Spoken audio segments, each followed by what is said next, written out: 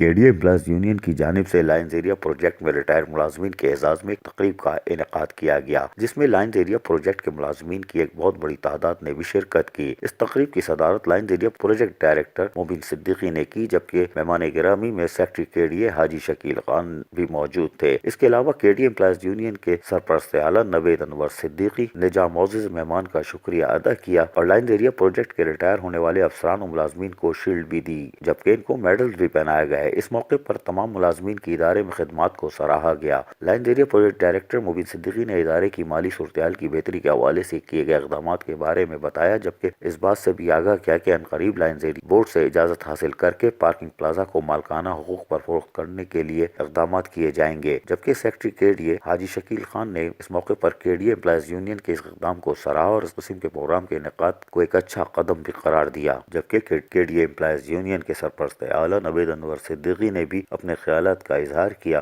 اور ریٹائر ملازمین کی خدمات پر ان کو زبردست خراج تحسین بھی پیش کیا، جبکہ تقریب کے آخر میں general secretary employees union Dilawar Khan نے ادارے کی بہتری کے لیے دعا کی۔ عزیز عارف، KBS بلدیاتی نیوز کراچی۔